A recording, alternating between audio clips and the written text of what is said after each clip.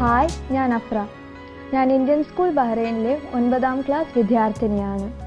ഞാൻ കോഴിക്കോട് വേളം കുഴിവയലിൽ അഷ്റഫിൻ്റെയും മുംതാസിൻ്റെയും മകളാണ്. എനിക്കൊരു അനിയനുണ്ട്, അവൻ്റെ പേര് ആഷിർ. ഞാൻ ഇന്ന് നിങ്ങൾക്ക് വേണ്ടി പരിചയപ്പെടുത്താൻ പോകുന്ന പുസ്തകം ലോകപ്രശസ്തനായ കഥാകൃത്ത് Khalid ഹുസൈനിയുടെ A Thousand Splendid Suns ആണ്.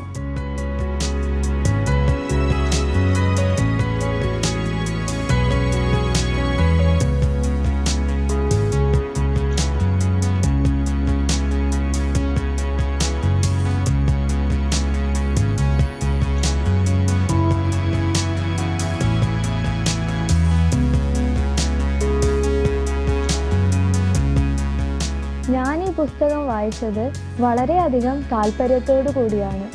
ഈ പുസ്തകം വായിക്കുന്ന ഓരോ വ്യക്തിക്കും ഇത് മറക്കാൻ കഴിയാത്ത ഒരു അനുഭവം തന്നെയായിരിക്കും. ഈ പുസ്തകത്തിൻ്റെ പ്രധാന പ്രമേയം എന്ന് പറയുന്നത് അഫ്ഗാനിസ്ഥാനിലെ ജനങ്ങൾ യുദ്ധവേളകളിൽ അനുഭവിക്കേണ്ടി വന്ന പ്രശ്നങ്ങളാണ്.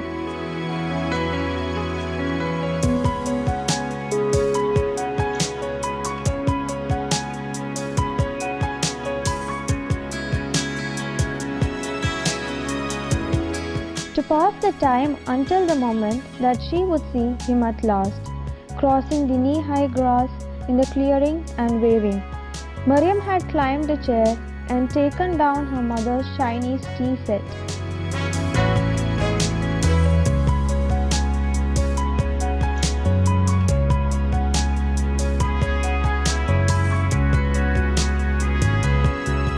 ഈ കൃതിയിലെ പ്രധാന കഥാപാത്രങ്ങൾ അയൽവാസികളായ ലൈലയും മറിയവുമാണ്.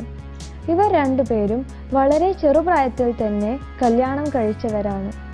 അതുകൊണ്ട് തന്നെ എങ്ങനെയാണ് അവരുടെ ആഗ്രഹങ്ങൾ അടിച്ചമർത്തപ്പെടുന്നതെന്ന് ഖാലിദ് ഹുസൈനി പറഞ്ഞു തരുന്നു.